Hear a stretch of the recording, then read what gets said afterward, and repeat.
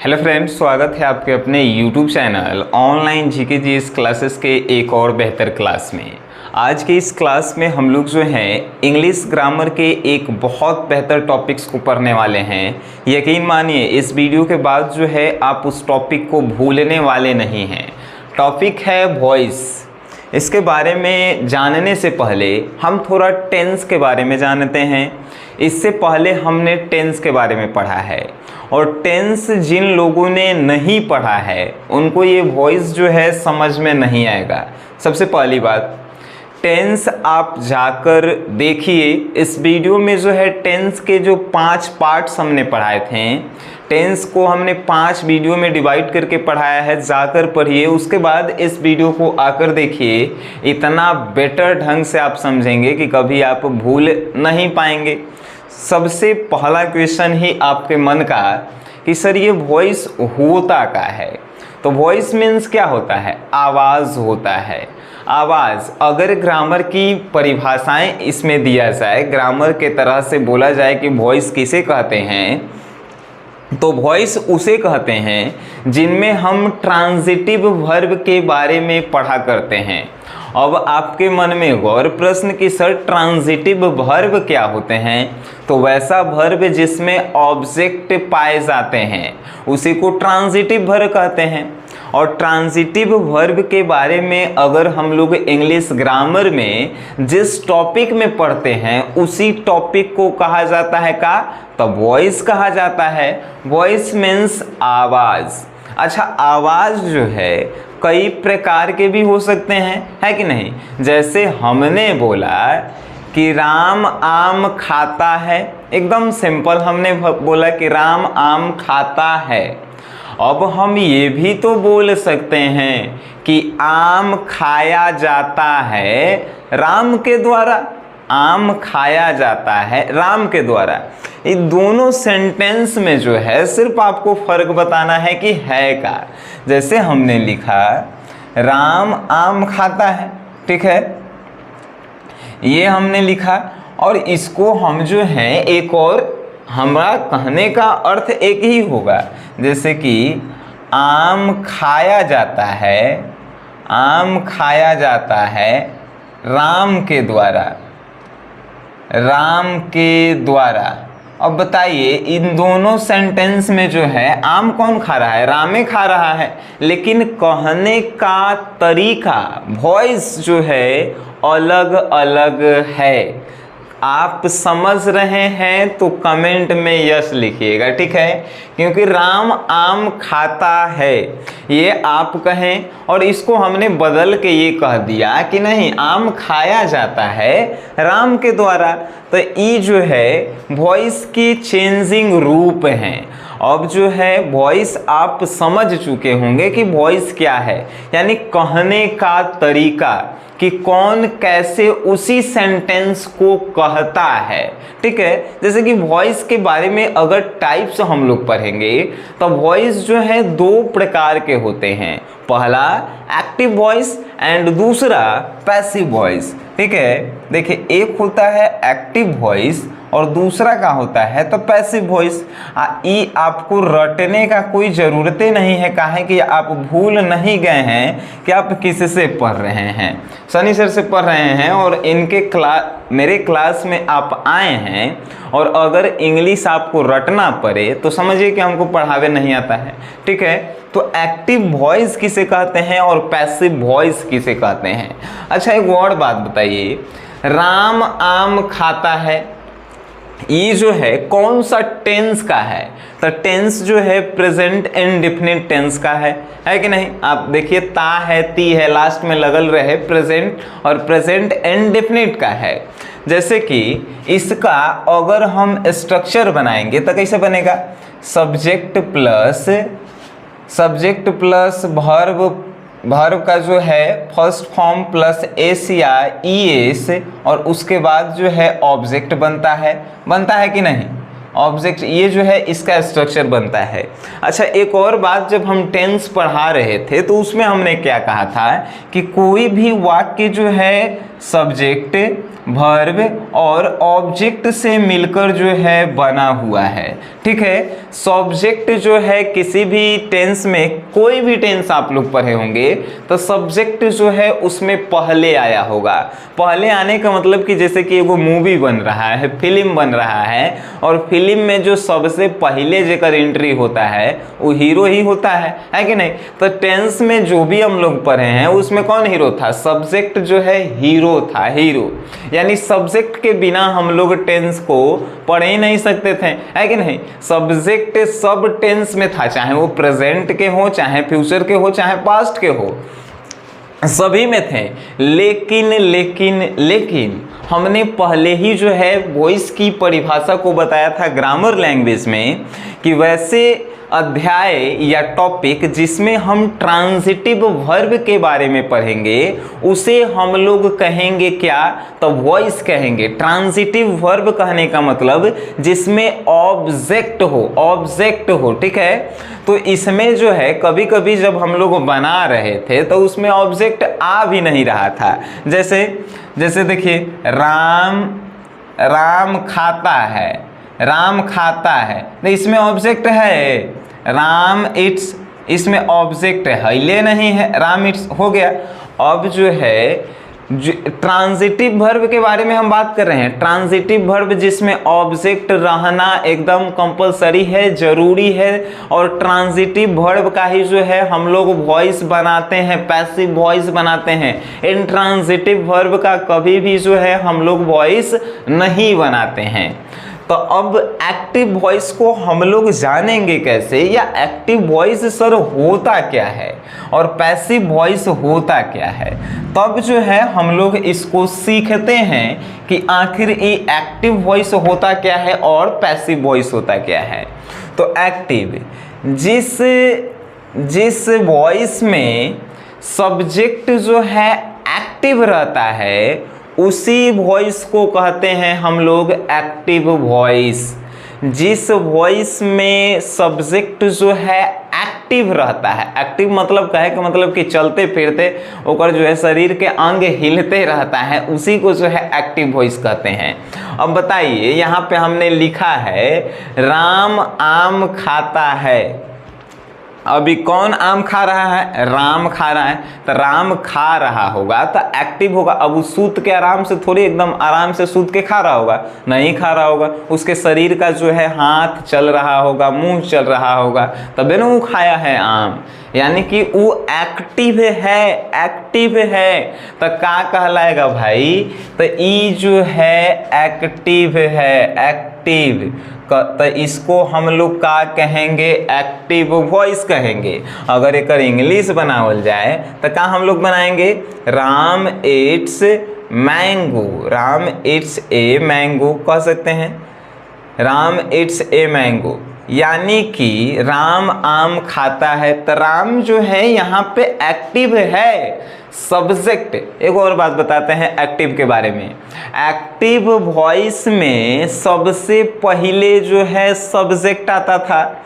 अब आपके मन में एक और प्रश्न होगा कि सर जितना भी हम लोग टेंस पढ़े हैं उसमें सब में तो सब्जेक्ट पहले ही आया है, तो क्या वो सब टेंस जो है एक्टिव वॉइस है? तो एकदम आप सही सोच रहे हैं। जितना भी हमने टेंस पढ़ा है, tense, present tense, future tense, past tense, वो सब जो है एक्टिव वॉइस है। अब आपके मन में आया कुछ? देखिए, जैसे कि जिसमें सब्जेक्ट पहले आता है, जिसमें सब्जेक्ट जो है एक्टिव रहता है, उसी को हम लोग क्या कहते हैं? तो एक्टिव वॉइस कहते हैं। सबसे आसान था कि सब्जेक्ट जिसमें एक्टिव रहता है, सब्जेक्ट कुछ करता है, उसी को हम लोग कहते हैं एक्टिव वॉइस। तो एक ठीक उल्टा होता है पैसिव वॉइस। पैसिव वॉइस का उल्टा परिभाषा हम लोग क्या देंगे? इसमें हम कहे हैं एक्टिव वॉइस में कि जिसमें सब्जेक्ट एक्टिव रहता है और सब्जेक्ट पहले आता है उसे एक्टिव वॉइस कहते हैं। तो एक ठीक उल्टा होता है पैसिव वॉइस। तो पैसिव वॉइस का जो है हम लोग परिभाषा क्या देंगे? पैसिव वॉइस का परिभाषा देंगे जिसमें ऑब्जेक्ट पहले आता है ऑब्जेक्ट पहले आता है और सब्जेक्ट एक्टिव नहीं रहता है, उसी को तो हम लोग पैसिव वॉइस कहते हैं। पैसिव वॉइस उसी को कहते हैं जिसमें सब्जेक्ट कुछ नहीं करता है, एकदम अस्थिर बैठा रहता है, और जो है ये क्या बोलते हैं, ऑब्जेक्ट पहले आता है, उसी को हम लोग पैसिव वॉइस कहते हैं। आपको जो है समझ में नहीं आया होगा। देखिए यहाँ पे ये जो है एक्टिव वॉइस है। अब कहिएगा कैसे एक्टिव वॉइस है, तो टेंस के जो है प्रेजेंट इंडेफिनिट का जो है ये स्ट्रक्चर है, सब्जेक्ट प्लस मेन वर्ब का फर्स्ट फॉर्म प्लस एस या एस प्लस ऑब्जेक्ट। अब इसको जैसे ही हम चेंज करते हैं, देखिए चेंज करेंगे, ऑब्जेक्ट को पहले हम लोग लाएंगे सर, उसके बाद जो है हेल्पिंग वर्ब को लाएंगे, हेल्पिंग वर्ब, ठीक है। हेल्पिंग वर्ब को लाने के बाद जो है सर यहाँ पे हम लोग जो हैं मेन वर्ब का थर्ड फॉर्म लगाएंगे और उसके बाद जो है सब्जेक्ट यहाँ पे लगाएंगे। ये बन गया structure of passive voice. Object, helping verb, उसके बाद मेन वर्ब का थर्ड फॉर्म और उसके बाद सब्जेक्ट। अब आपके मन में एक और प्रश्न कि सर यहाँ पे जो था मेन वर्ब का फर्स्ट फॉर्म था और आपने यहाँ पे थर्ड फॉर्म लगाया, ठीक है। अब देखिए और एक और प्रश्न होगा कि इसमें हेल्पिंग वर्ब तो है ही नहीं, आपने यहाँ पे हेल्पिंग वर्ब का इस्तेमाल किया है। अब थोड़ा सा और जान लीजिए, हमने हेल्पिंग वर्ब का इस्तेमाल इसलिए किया है क्योंकि हेल्पिंग वर्ब से हमें पता चलेगा कि ये कौन सा टेंस का पैसिव हम लोग बना रहे हैं। हेल्पिंग वर्ब जैसे ही किसी ऑब्जेक्ट के साथ जुड़ेगा, object plus is, am, are plus main verb का थर्ड फॉर्म प्लस सब्जेक्ट, तो हमर जो है मुख से का निकलेगा भाई कि ई जो है का है, तो ई जो है प्रेजेंट टेंस के पैसिव वॉइस का हम लोग पढ़ रहे हैं। Present tense, is am are का मतलब का होता है, हमने के टेंस में सबके जर्सी पहनाए थे कि नहीं पहनाए थे, जेकरा में इज एम आर लगल रहे वो प्रेजेंट है, जेकरा में वाज वेयर लगल रहे पास्ट है, जेकरा में विल सेल लगल रहे फ्यूचर है। हम लोग जर्सी पहनाए थे यार, तब में तो आईपीएल खेल रहा है सब, तो अलग अलग जर्सी पहन के खेल रहा है सब, है कि नहीं।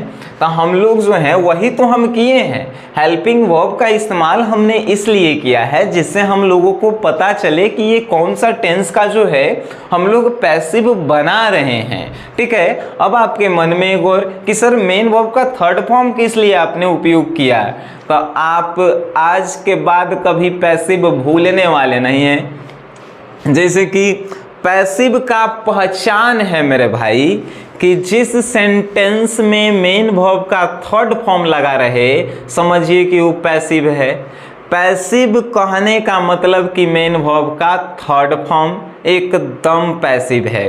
जैसे कि हम लोग टेंस में पढ़े थे कि मेन वर्ब के फर्स्ट फॉर्म के साथ आईएनजी लगाना है, तब परफेक्ट में जो है मेन वर्ब का थर्ड फॉर्म लगाना है, तो इंडेफिनिट में जो है मेन वर्ब का फर्स्ट फॉर्म लगाना है। लेकिन जब पैसिव हम लोग बनाएंगे तो याद रखिएगा कि मेन वर्ब का थर्ड फॉर्म ही हम लगाएंगे, उसके अलावा कोनो जो है वर्ब नहीं लगाएंगे, समझें। जैसे कि ये जो है एक्टिव वॉइस है, राम आम खाता है, इसका इंग्लिश का बना राम इट्स ए मैंगो। अब बताइए इसमें राम जो है सब्जेक्ट है कि नहीं, इट्स जो है का है, इट्स जो है का है तो खाना, यानी कि ई जो है वर्ब है और ई जो है का है ऑब्जेक्ट है। तो अब जब इसका हम पैसिव बनाएंगे, पैसिव, तो पैसिव के लिए रूल ई है, ई object plus is helping verb plus main verb का थर्ड फॉर्म प्लस सब्जेक्ट। तो इसमें ऑब्जेक्ट पहले कौन है, ए मैंगो, तो ए मैंगो लिखेंगे, ए मैंगो, ठीक है। और यहाँ पे देखिए मेन वर्ब के फर्स्ट फॉर्म के बाद जो है बाई का प्रयोग होता है, उसके बाद जो है सब्जेक्ट का प्रयोग होता है, ठीक है। बाई का हम लोग प्रयोग करेंगे ही करेंगे पैसिव बनाने में। ए मैंगो के साथ जो है हम लोग इज का प्रयोग करेंगे, ए मैंगो इज। अब देखिए स्ट्रक्चर में देखिए यहाँ तक हो गया, तो मेन वर्ब का थर्ड फॉर्म, अब ईट होता है फर्स्ट फॉर्म, थर्ड फॉर्म का होता है तो ईटेन होता है, और उसके बाद बाई का प्रयोग करेंगे, बाई प्लस सब्जेक्ट क्या था, तो राम था, राम सब्जेक्ट था, तो यहाँ पे हम लोग जो हैं राम लिखेंगे। A mango is eaten by Ram, a mango is eaten by Ram, ये जो है एक्टिव था कि राम आम खाता है, राम इट्स मैंगो, उसका हमें पैसिव बनाना है, तो हमने बनाया a mango is eaten by Ram. कहने का मतलब एक ही है सेंटेंस का, लेकिन अलग अलग तरीका से कहा जा रहा है। जैसे इसमें कहा गया कि राम आम खाता है, और इसमें हमने कहा कि आम खाया जाता है राम के द्वारा, आम खाया जाता है राम के द्वारा, इसी का तो जो है हमने बनाया है यहाँ पे पैसिव। यानी कि अब एगो और पहचान आपको बताते हैं पैसिव का। हिंदी में पैसिव अगर पहचानना हो कि हिंदी में कैसे हम लोग पैसिव वॉइस को पहचाने, तो उसके लिए किसी भी वाक्य के अंत में जो है जाना लगा रहेगा, जाता लगा रहेगा, गया गई, ये सब जो है लगा रहे तो समझिए कि वो पैसिव है। जैसे कि हम लोग प्रेजेंट इंडेफिनिट के बारे में पहचान क्या पढ़े थे कि जिसमें ता है, ती है, ते हैं लगे रहे, वो सब जो है प्रेजेंट इंडेफिनिट हैं। लेकिन पैसिव जैसे बनाएंगे तो उसके वाक्य के अंत में जो है जाना, जाता, गया, गई, ये सब जो है लगे रहेंगे, और यही सब जो है पहचान है। लेकिन एक और बात, जाना के इंग्लिश का होता है भाई, गो होता है, और यहाँ पे जो है हम इसके इंग्लिश मीनिंग का जो है प्रयोग नहीं करेंगे, इंग्लिश मीनिंग का प्रयोग नहीं करेंगे। अब कहिएगा कि सर आप भी जो है दिमाग खराब कैले हैं, काहे नहीं करेंगे, जब लिखल है जाना तब, तो काहे नहीं करेंगे, तो लुक एट द बोर्ड। देखिए यहाँ पे हमने लिखा आम खाया जाता है, यहाँ पे हमने लिखा जाता है राम के द्वारा। अब इसी का हमने इंग्लिश बनाया है a mango is eaten by Ram. इसमें कहीं जाना का आपको इंग्लिश नजर आ रहा है, गो कहीं लिखल है, नहीं लिखल है। पैसेज जब बनाएंगे तो इसका जो है इंग्लिश का प्रयोग हम लोग नहीं करेंगे। अब आपको समझ में आया कि पैसिव को हम लोग कैसे पहचानेंगे, एक्टिव किसे कहते हैं, पैसिव किसे कहते हैं, ठीक है, वॉइस किसे कहते हैं। हमें आशाएं हैं कि आप लोग जो है जान गए होंगे कि एक्टिव वॉइस किसे कहते हैं, पैसिव वॉइस किसे कहते हैं, और वॉइस किसे कहते हैं, और पैसिव वॉइस को हम लोग हिंदी में कैसे पहचानेंगे। तो जिस वाक्य के अंत में जाना लगा रहे, जाता लगा रहे, गया है, गई है, लेकिन उसके इंग्लिश का प्रयोग नहीं करेंगे।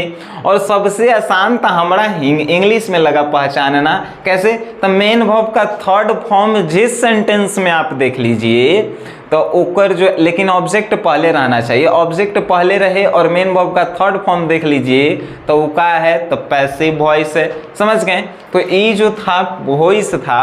अब आगे हम लोग क्या पढ़ेंगे, तो आगे प्रेजेंट इंडेफिनिट के पैसिव वॉइस को हम लोग पढ़ने वाले हैं। अब हम लोग पढ़ेंगे प्रेजेंट इंडेफिनिट टेंस का पैसिव वॉइस, और एकदम आसान है। अगर आप टेंस पढ़े होंगे तो ये सब कुछ नहीं है। देखिए आइए थोड़ा समझते हैं। हम जो है प्रेजेंट इंडेफिनिट टेंस का पैसिव वॉइस पढ़ रहे हैं, और इसका पहचान आपसे पूछा जाए कि प्रेजेंट इंडेफिनिट के पैसिव वॉइस का पहचान क्या होता है, तो इंडेफिनिट टेंस का पहले पहचान बताइए कि क्या होता है। जिसमें ता है, ती है, ते हैं लगे रहे, उसे जो है प्रेजेंट इंडेफिनिट टेंस कहते हैं। लेकिन जिसमें जाता है, जाती हैं, जाते हैं, जिस वाक्य के अंत में लगा रहे, उसे हम लोग प्रेजेंट इंडेफिनिट टेंस का पैसिव वॉइस कहते हैं। कितना आसान है, ता के आगे खाली जा जोड़ दिए हैं और हिंदी में जोड़े हैं, उसका इंग्लिश में हम लोग ट्रांसलेट करते हैं। यानी कि जब जाता आता है तो जाता या जाना का इंग्लिश का होता है गो, लेकिन हम लोग लिखते नहीं हैं, हमने समझाया भी था। देखिए यहाँ पे अफर्मेटिव सेंटेंस की हम लोग बात कर रहे हैं, तो अफर्मेटिव सेंटेंस जो है वो हम लोग टेंस में क्या पढ़े थे, सब्जेक्ट प्लस मेन वर्ब का first form plus S plus object. तो हमने बताया अभी बताए हैं कि जितने भी टेंस हैं वो सब क्या हैं, एक्टिव हैं। तो ये क्या कहलाएगा, एक्टिव वॉइस कहलाएगा। एक्टिव वॉइस किसे कहते हैं, तो आप लोगों को बताया गया है जिसमें सब्जेक्ट एक्टिव रहता है। देखिए इसमें सब्जेक्ट एक्टिव है तो एक्टिव वॉइस, तो इसी को जो है अब पैसिव वॉइस में हमको चेंज करना है। तो कैसे चेंज करेंगे, ये ऑब्जेक्ट को हम लोग पहले ला देंगे, तो ऑब्जेक्ट हेल्पिंग वर्ब को उसके बाद हम लोग लाते हैं इज एम आर। अब कहिएगा कि हेल्पिंग वर्ब काहे लगाए हैं, तो अभी तो बताए हैं यार, हेल्पिंग वर्ब टेंस को पहचानने के लिए लगाते हैं हम लोग, ठीक है। तो ऑब्जेक्ट उसके बाद हेल्पिंग वर्ब, और क्या क्या क्या, तो मेन वर्ब का थर्ड फॉर्म पैसिव वॉइस में रहेगा ही रहेगा। तो मेन वर्ब का थर्ड फॉर्म लिखे हैं, अब बाई का उपयोग करना ही है पैसिव जब बनाएंगे तो बाई यहाँ पे लिखे हैं, और उसके बाद सब्जेक्ट। क्या हमने कुछ एक्स्ट्रा इसमें किया है, कुछ भी नहीं किए हैं। कहे नहीं आपको कि अगर आप टेंस का मेरा वीडियो नहीं देखे हैं तो जाकर उस वीडियो को आप देखिए, इस पैसिव इस वॉइस को जो है आपके दिमाग में हम फिट करवाएंगे, है कि नहीं।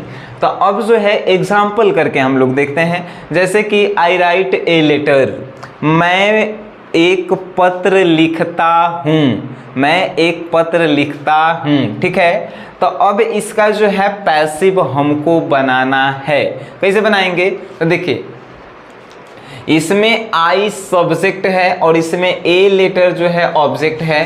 तो पहले जो है ए लेटर को लिखेंगे, ए लेटर, और उसके बाद हेल्पिंग वर्ब में से किसका प्रयोग करेंगे, तो एम का प्रयोग तो करेंगे नहीं, आर का करेंगे नहीं, तो इज का करेंगे, ए लेटर इज। अब जो है मेन वर्ब का थर्ड फॉर्म का है राइट है, तो राइट के क्या होता है भाई, तो राइट के जो है रिटेन होता है, ए लेटर इज रिटेन, और उसके बाद बाई, और उसके बाद सब्जेक्ट क्या था भाई, सब्जेक्ट जो है आई है। तो इसका जब ऑब्जेक्ट बनाएंगे तो का आई ही रखेंगे, नहीं ब्रो, आई के जगह जो है मी रखेंगे, मी, ठीक है। जब हम लोग सब्जेक्ट का ऑब्जेक्ट बनाते हैं या ऑब्जेक्ट का सब्जेक्ट बनाते हैं तो उसमें चेंजिंग होता है। जैसे यहाँ पे मी रहता सेंटेंस में और इसको पैसिव बनाना रहता तो ऑब्जेक्ट के रूप में प्रयोग करते हैं, तो मी के जगह आई लिखते हैं, है कि नहीं।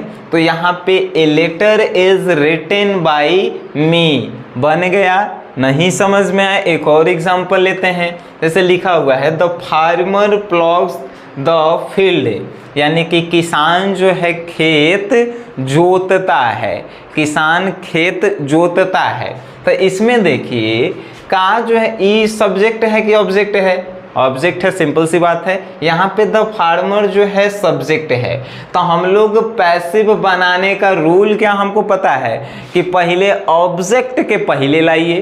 तो ऑब्जेक्ट कौन है, तो द फील्ड, तो द फील्ड को जो है पहले लाएंगे, द फील्ड, और उसके बाद का है तो द फील्ड के बाद हेल्पिंग वर्ब लगाना है। तो द फील्ड में जो है का एम का प्रयोग करेंगे, आर का प्रयोग करेंगे कि इज का प्रयोग करेंगे, एकदम सिंपल सी बात है, हम लोग इज का प्रयोग करेंगे। The field is.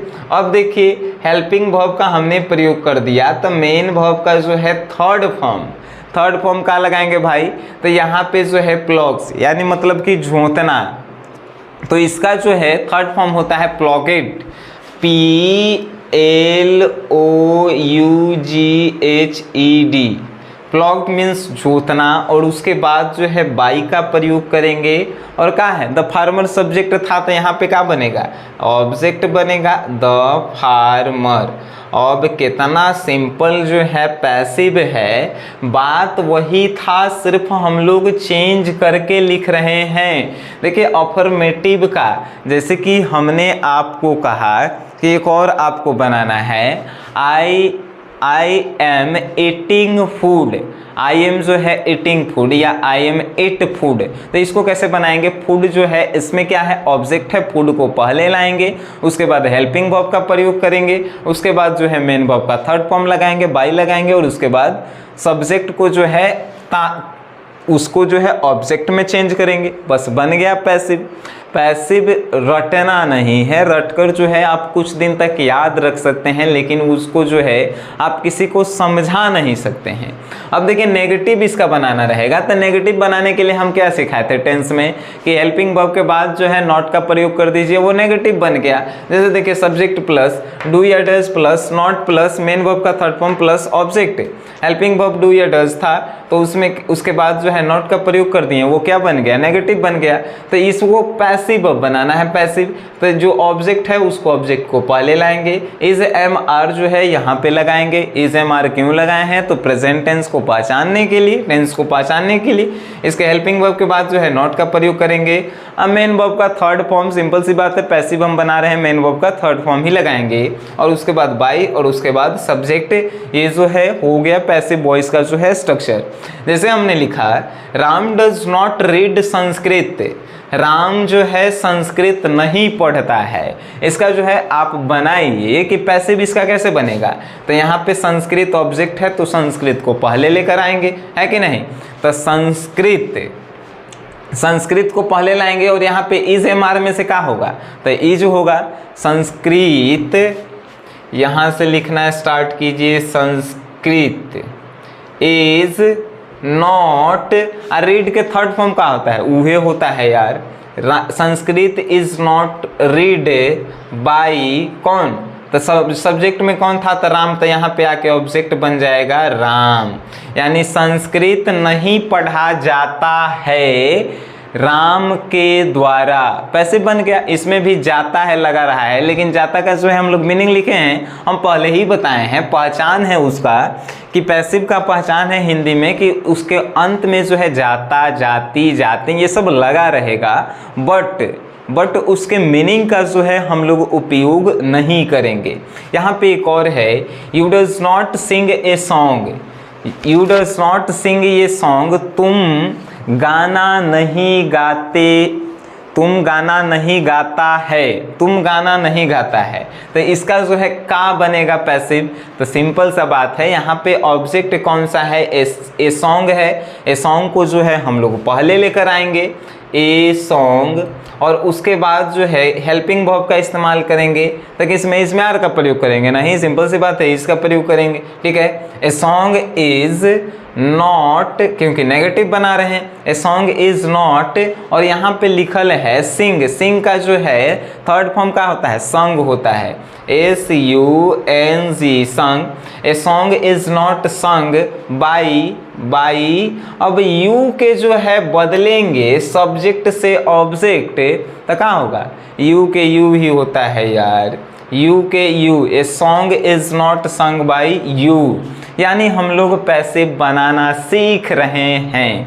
इस बात की जो है, जैसे कुछ भी नहीं, पैसिव में कुछ भी नहीं करना था, सिर्फ उसके जो आप टेंस पढ़े हैं उसी को पलट के लिखना है। लेकिन प्रेजेंट टेंस में हम लोग क्या पढ़े थे कि मेन वर्ब का फर्स्ट फॉर्म जो है उपयोग करेंगे इंडेफिनिट में, उसके बाद जो है मेन वर्ब के साथ जो है आईएनजी का प्रयोग करेंगे हम लोग जो है कंटिन्यूअस में, मेन वर्ब का थर्ड फॉर्म प्रयोग करेंगे परफेक्ट में। लेकिन ई में क्या है कि सब में मेन वर्ब के थर्ड फॉर्म उपयोग करेंगे, बस हो गया मेन वर्ब के थर्ड फॉर्म। अब देखिए यहाँ पे इंट्रोगेटिव सेंटेंस बनाइए, प्रश्नवाचक संख्या, प्रश्नवाचक जो है वाक्य बनाइए। तो यहाँ पे एक्टिव वॉइस में जो है क्या रूल टेंस में क्या था, डू या डज सब्जेक्ट पहले लाते हैं, यानी इंट्रोगेटिव बनाने का क्या है, तो हेल्पिंग वर्ब को पहले ला दीजिए और सब्जेक्ट को बाद में कर दीजिए, बस उतना ही हो गया। देखिए डू या does plus subject plus main verb का फर्स्ट फॉर्म प्लस ऑब्जेक्ट, तो इसमें जो है पैसिव हमको बनाना है, तो इज एम आर, क्योंकि जो है हमको प्रेजेंट टेंस की पहचान करनी है पैसिव में, तो इज एम आर पहले लगाएंगे, उसके बाद जो है ऑब्जेक्ट, सब्जेक्ट के जगह जो ऑब्जेक्ट लगाएंगे क्योंकि पैसिव बना रहे हैं, और मेन वर्ब का थर्ड फॉर्म, उसके बाद बाई और उसके बाद सब्जेक्ट, बन गया इसका स्ट्रक्चर। देखिए इसका थोड़ा सा एग्जांपल लेते हैं। डज राम रीड संस्कृत, ये जो है प्रश्नवाचक है, क्या राम संस्कृत पढ़ता है, क्या राम संस्कृत पढ़ता है, तो इसी को हम लोग कैसे कह सकते हैं, कि क्या संस्कृत पढ़ा जाता है राम के द्वारा, क्या संस्कृत पढ़ा जाता है राम के द्वारा। तो बनाएंगे कैसे, संस्कृत पहले है तो इसको जो है हम लोग सब्जेक्ट से ऑब्जेक्ट जो है सबसे पहले लिखते हैं, तो संस्कृत यहाँ पे ऑब्जेक्ट है तो संस्कृत हमने लिखा यहाँ पे। उसके बाद देखिए संस्कृत पहले अगर प्रश्नवाचक में हम लिखेंगे तो क्या यहाँ पे गलती नहीं होगा, यहाँ पे हेल्पिंग वर्ब का उपयोग करना था। तो ये हेल्पिंग वर्ब जो है यहाँ पे देखिए इज एम आर में से सबसे पहले जो है यहाँ पे इज लिखेंगे, उसके बाद संस्कृत लिखेंगे, संस्कृत और ऑब्जेक्ट हमने संस्कृत को लिखा, मेन वर्ब का थर्ड फॉर्म रीड के का होगा तो रीड ही होगा। और उसके बाद क्या लिखेंगे तो बाई, और बाई के बाद जो है सब्जेक्ट जो था राम था सब्जेक्ट, तो अब जो है वो ऑब्जेक्ट बनेगा राम। तो is Sanskrit red by Ram, is Sanskrit red by Ram बन गया। एक और do you play cricket, do you play cricket, क्या वह क्या तुम क्रिकेट खेलता है, क्या तुम क्रिकेट खेलता है। तो इसको बनाइए, यहाँ पर भी जो है स्ट्रक्चर यू जो है सब्जेक्ट है उसको जो है ऑब्जेक्ट बनाएंगे, क्रिकेट जो है यहाँ पे ऑब्जेक्ट है तो इसको सब्जेक्ट बना देंगे, क्रिकेट पहले लिखेंगे, लेकिन उससे पहले भी जो है इंट्रोगेटिव बना रहे हैं तो हेल्पिंग वर्ब का इस्तेमाल करेंगे। इज क्रिकेट, उसके बाद ऑब्जेक्ट बन गया तो मेन वर्ब का थर्ड फॉर्म, प्ले का जो है थर्ड फॉर्म का होता है तो प्लेड होता है। इज क्रिकेट प्लेड बाई और यू के जगह क्या लिखेंगे हम लोग तो यूए लिखेंगे, बस हो गया। अब बताइए हम लोग जब इंट्रोगेटिव बनाना सीख गए तो यहाँ पे डबल इंट्रोगेटिव कैसे बनता है, जिसे हम लोग WH फैमिली के नाम से भी जानते हैं। तो इंट्रोगेटिव जो स्ट्रक्चर होता है उसी में तो हम लोग WH सिर्फ फैमिली को ऐड करते हैं। जैसे देखिए एक्टिव वॉइस में do does plus subject plus main verb का फर्स्ट फॉर्म प्लस ऑब्जेक्ट, तो इसके आगे जैसे ही WH फैमिली ऐड करेंगे, देखिए यहाँ पे WH फैमिली प्लस डू या does plus subject plus main verb का फर्स्ट फॉर्म प्लस ऑब्जेक्ट बन गया एक्टिव। ये टेंस का जो है रूल, जितना टेंस है वो एक्टिव है कि नहीं, तो यहाँ पे एक्टिव बन गया तो हमको जो है पैसिव बनाना है तो क्या करेंगे, WH फैमिली वही रहेगा, डू या डज जो है अब इसके जगह इज एम आर का हम लोग इस्तेमाल कर रहे हैं तो इज एम आर का ही प्रयोग करेंगे। उसके बाद सब्जेक्ट है तो उसके जगह ऑब्जेक्ट, मेन वर्ब का फर्स्ट फॉर्म तो मेन वर्ब का थर्ड फॉर्म, और उसके बाद बाई और सब्जेक्ट बन गया। क्योंकि पैसिव में जो है ऑब्जेक्ट पहले आता है, सिंपल सी बात है, हमने बताया था कि ट्रांजिटिव वर्ब के बारे में पढ़ रहे हैं, इंट्रांजिटिव का पैसिव बनेगा ही नहीं, जिसमें ऑब्जेक्ट नहीं होंगे उसका जो है हम लोग नहीं बनाएंगे पैसिव, बनेगा ही नहीं तो बनाएंगे क्या। तो यहाँ पे देखिए पैसिव हमने स्ट्रक्चर तैयार किया तो उसको जो है एकदम आसानी से जो है अब बना सकते हैं। जैसे कि देखिए when does Ram read Sanskrit, Ram कब संस्कृत पढ़ता है, राम कब संस्कृत पढ़ता है, तो इसको जो है अब बनाइए, इसी को बनाइए। देखिए तो यहाँ पे संस्कृत जो है ऑब्जेक्ट है तो संस्कृत को पहले लिखेंगे, लेकिन क्या बना रहे हैं WH फैमिली यानी डबल इंट्रोगेटिव बना रहे हैं तो WH फैमिली में से सबसे पहले किसी को लेंगे। तो क्या है यहाँ पे वेन है तो वेन यहाँ पे लिखेंगे, उसके बाद संस्कृत, उसके बाद जो है संस्कृत ऑब्जेक्ट से पहले जो है हेल्पिंग वर्ब लेंगे। व्हेन इज संस्कृत, उसके बाद देखिए ऑब्जेक्ट ले लिए तो मेन वर्ब का थर्ड फॉर्म, रीड का क्या होता है, रीड का रीड ही होता है। व्हेन इज संस्कृत रीड कम, अब सब्जेक्ट इसमें क्या था, राम था भाई, तो यहाँ पे बाई लगाकर राम लिख देंगे, Ram. When is Sanskrit read by Ram, Sanskrit कब पढ़ा जाता है राम के द्वारा, ये जो है इसका पैसिव बना। अब जो है एक और देखिए, एक और यहाँ पे हमने लिखा why do you play cricket, why do you play cricket, तुम क्रिकेट क्यों खेलता है, तुम क्रिकेट क्यों खेलता है। तो यहाँ पे देखिए यहाँ पे WH बना रहे हैं तो WH में पहले Y लिखेंगे और इसके बाद यहाँ डू है तो यहाँ पे जो है यू है, यू के साथ किसका प्रयोग करेंगे तो R के प्रयोग करेंगे, YR। उसके बाद यहाँ पे ऑब्जेक्ट क्या था तो क्रिकेट था, क्रिकेट यहाँ पे लिखेंगे भाई वायर क्रिकेट। अब यहाँ पे प्ले का जो है थर्ड फॉर्म बताइए तो प्लेड होता है बाई किसके तो यू के, तो wire cricket played by you. बस कितना आसान था पैसिव बनाना। आप जो है बिना मतलब के जो है उतना सारा सोच रहे थे कि जितना सा टेंस पढ़े हैं, फिर उसके स्ट्रक्चर को पढ़ना पड़ेगा, फिर हमें याद रखना पड़ेगा कि मेन वर्ब का फर्स्ट फॉर्म जो है इंट्रोगेटिव के साथ, इंडेफिनिट के साथ प्रयोग होता है, मेन वर्ब के फर्स्ट फॉर्म के साथ आईएनजी, कंटिन्यूअस के साथ परफेक्ट में जो है मेन वर्ब का थर्ड फॉर्म उपयोग होगा, तो डू डज के कहाँ प्रयोग होगा। तो ये सबसे आसान तो ये पैसिव है। पैसिव कितना आसान है। पैसिव में जो है सिर्फ सब्जेक्ट को ऑब्जेक्ट हमने बनाया और इज ए मार्क का उसके बाद प्रयोग किया, उसके बाद जो है मेन वर्ब का थर्ड फॉर्म लगाए और उसके बाद सब्जेक्ट जो पहले था उसको बाद में ले गए। पूरे टेंस में सब्जेक्ट जो था हीरो था, लेकिन पूरे पैसिव वॉइस में जो है कौन हीरो है? वॉइस में, और खासकर पैसिव वॉइस में जो है ऑब्जेक्ट को हीरो बनाया गया है। समझ गए? उस बार टेंस में हम लोग सब्जेक्ट को हीरो बनाए थे, यानी बिना सब्जेक्ट के बन ही नहीं रहा था। लेकिन ठीक उल्टा पैसिव है कि बिना ऑब्जेक्ट के जो है पैसिव नहीं बनेगा और इसमें हीरो का काम जो है ऑब्जेक्ट कर रहा है। हमें आशाएं हैं कि इस वीडियो के माध्यम से आपको समझ में आया होगा कि वॉइस किसे कहते हैं, वॉइस के कितने प्रकार होते हैं, प्रेजेंट इंडेफिनिट टेंस का पैसिव वॉइस हम लोग कैसे बनाएंगे, और उसके बाद जो है आप लोग बनाने का प्रयास कीजिएगा अगले टेंस पे, जैसे कि प्रेजेंट कंटिन्यूअस टेंस का पैसिव वॉइस बनाने का प्रयास कीजिए। सो गाइस, वीडियो देखें तो इसको शेयर कीजिए, शेयर करना जो है आपका काम है। और वीडियो देखने के लिए धन्यवाद।